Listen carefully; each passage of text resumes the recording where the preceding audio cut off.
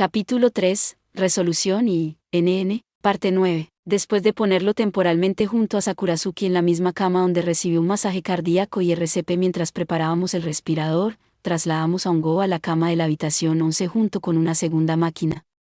Tenía pulso y su cerebro estaba funcionando. El hombre de la blusa blanca era médico y se movía entre la habitación 10 y la 11 para comprobar el estado de Sakurazuki y Hongo. Y bien, dijo Mercury C., la deducción de Hongo ha terminado, ¿no?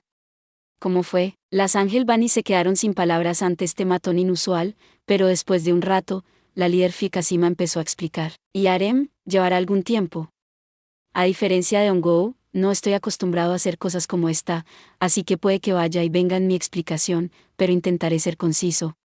En primer lugar, deberíamos empezar por examinar esta pregunta, ¿por qué los casos siempre se encuentran con grandes detectives? En realidad, nosotros, los conejitos de Ángel, a menudo nos encontramos con casos de asesinato o sucesos extraños durante nuestros viajes.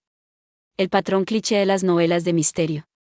Un club universitario o un grupo específico se encuentra con un caso cada vez que salen, y el gran detective del grupo lo resuelve y concluye. Eso nos está pasando de realidad.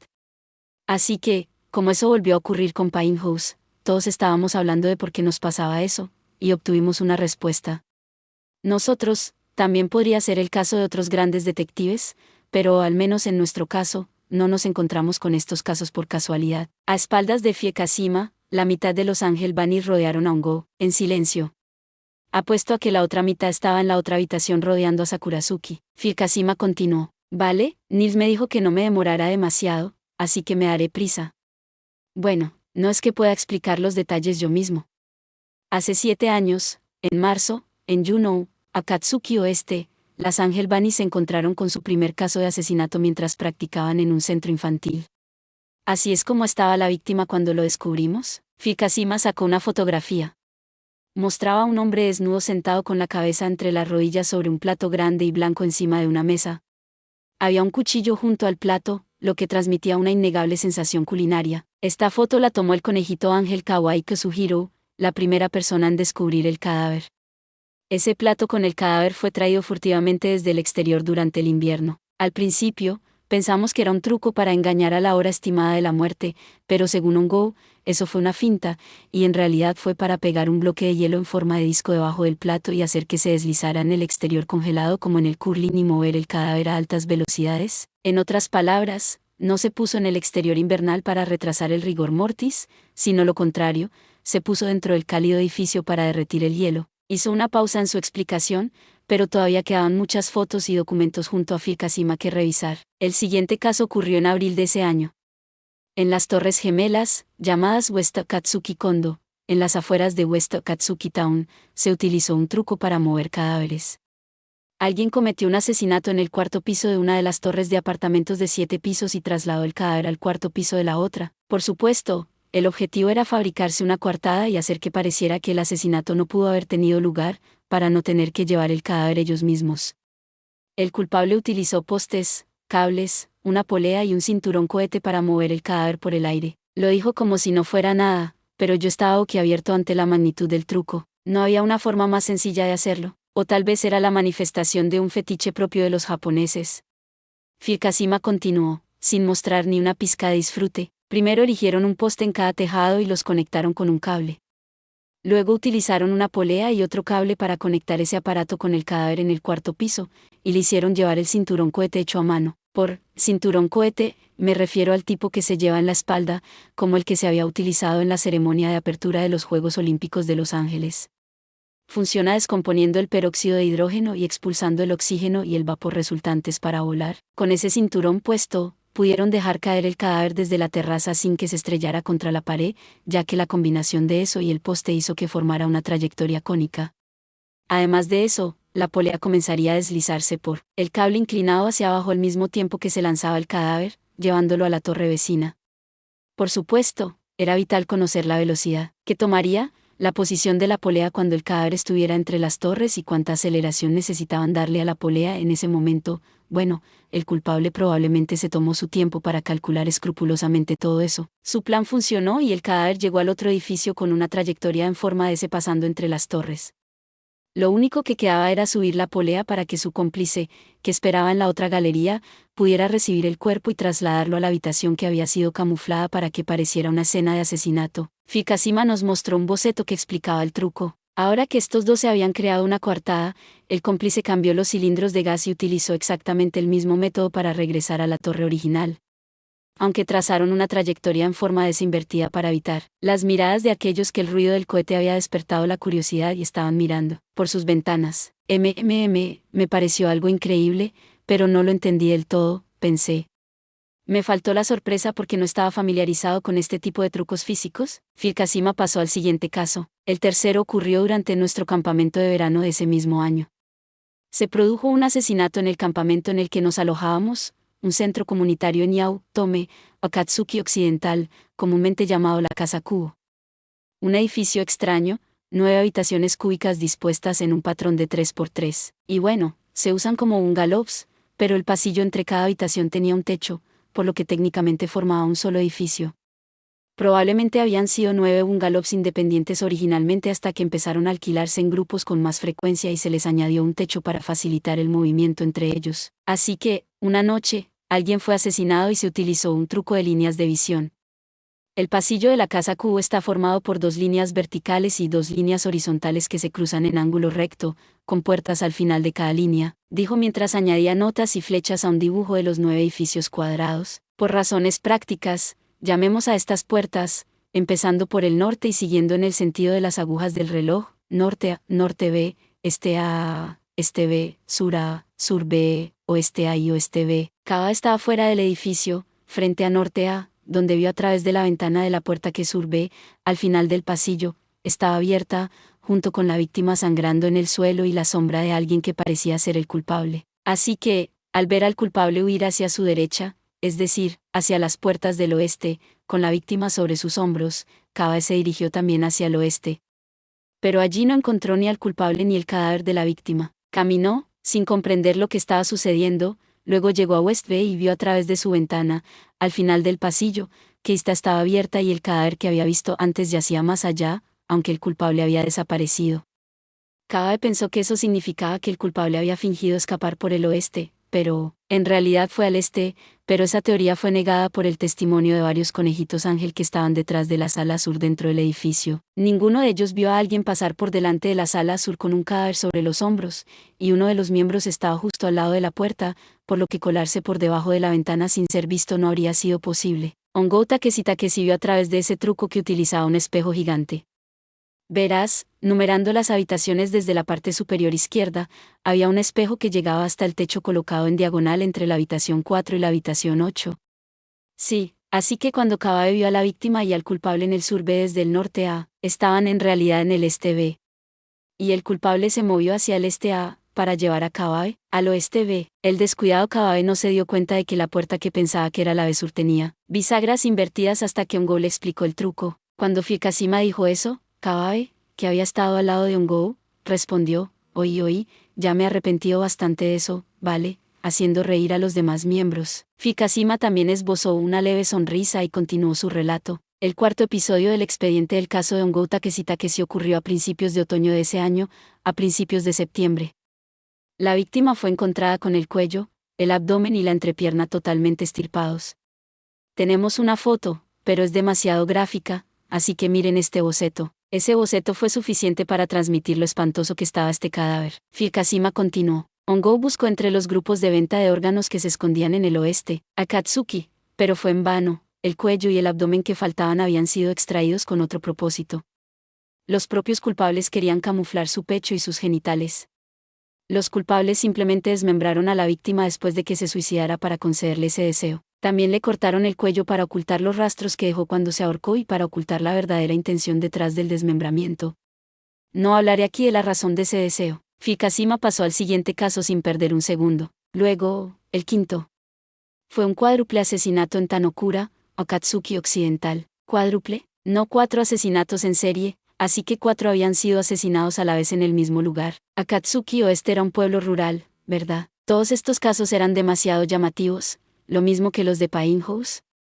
La explicación monótona de Fikashima continuó. Todos fueron encontrados con una raya diagonal que los atravesaba, para explicarlo en el orden en que fueron descubiertos.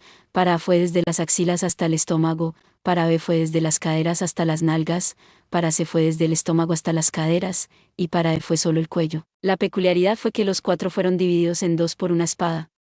Como eso también es brutal, mira esta ilustración en su lugar. Fikashima pasó a otra página del cuaderno de dibujo y nos mostró otra escena desastrosa.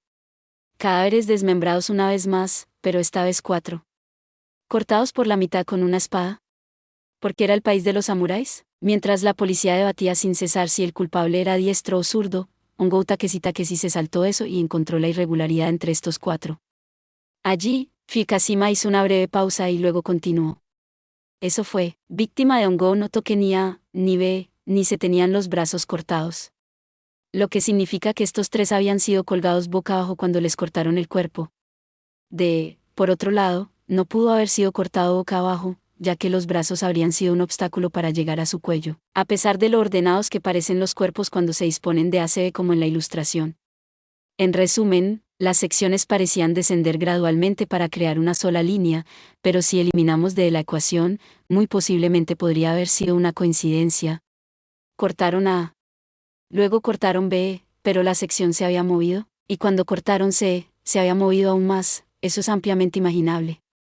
Tal vez el culpable tenía una obsesión por cortar a la gente por la mitad y ajustó su golpe para B y C para lograr su corte ideal. El orden en el que estaban alineados había cambiado cuando se descubrió que demostraba la línea diagonal, pero Hongo dijo que A veces debía permanecer en el orden original de descubrimiento. Luego señaló, naturalmente, que era obra de un imitador. Dio en el blanco y logró salvar in extremis al imitador del asesino en serie original, que los había capturado, los había colgado boca abajo y estaba a punto de cortarlos, capturando al culpable él mismo. Los grandes detectives son personas increíbles. Fikashima miró la cama de Hongo mientras decía esa última frase, aunque a veces van demasiado lejos para actuar con frialdad. Quizás ser un poco tonto es el término medio adecuado. El gran detective que se había clavado un palillo en el ojo izquierdo él mismo. Fikashima volvió a mirarnos. Su expresión era brillante. No sabía si estaba levantando la moral a la fuerza, o si ese era su tono habitual. Bueno, pasemos al siguiente caso, ¿de acuerdo? Durante aquel invierno de hace 7 años, un asesinato que ocurrió en las profundidades de Juneau, en Akatsuki Occidental, estuvo a punto de convertirse en un escándalo social y ser transmitido en las noticias nacionales. Sin embargo, Hongo logró resolverlo antes de que eso sucediera. Esta es la esencia del caso: un hombre fue asesinado y luego encontrado junto a lo que parecía ser un mensaje de despedida escrito con su sangre. Lo extraño fue que estas palabras no se ajustaban a lo que alguien a punto de morir dejaría atrás. Fikashima nos mostró una fotografía. Era una foto en blanco y negro de un hombre tumbado de lado en un charco de sangre. Junto a él estaba dibujado el logotipo de la cinta roja y Stop SIDA.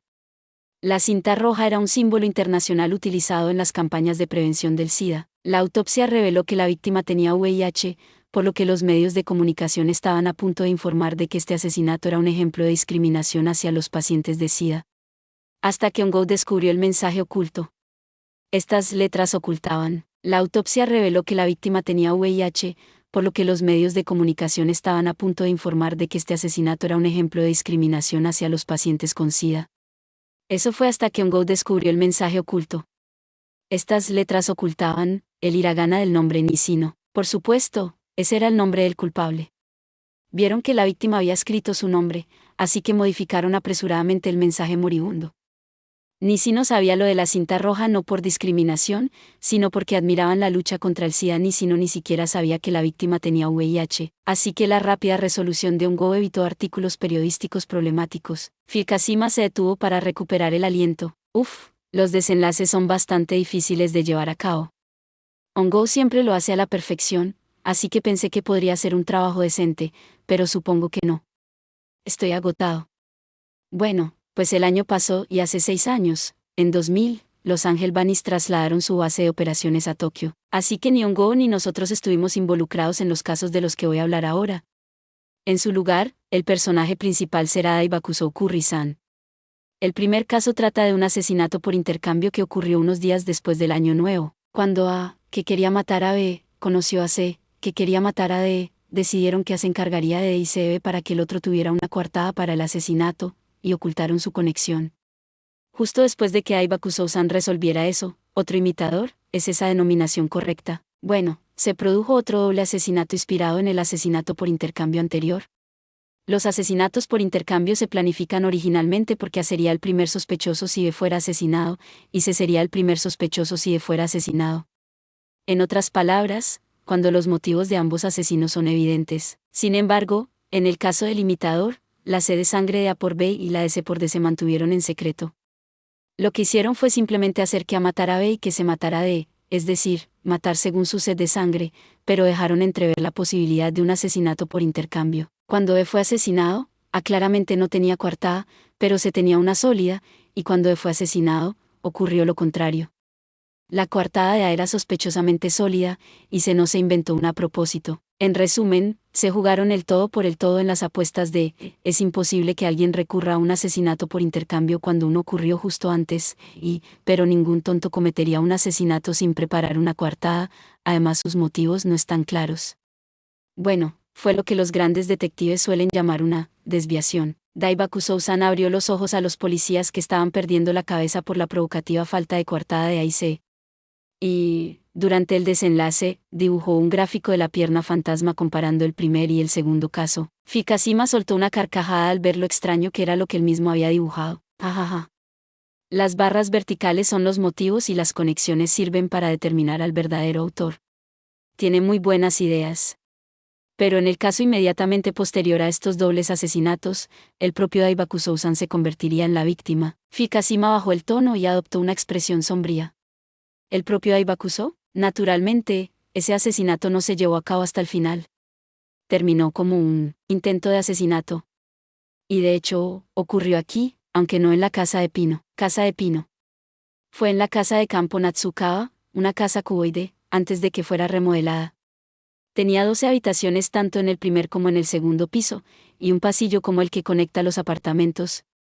Natsukawa es un gran terrateniente y político, y construye edificios extraños por todo Katsuki Oeste. En realidad, la Casa Kubo es una de sus creaciones que donó a la ciudad.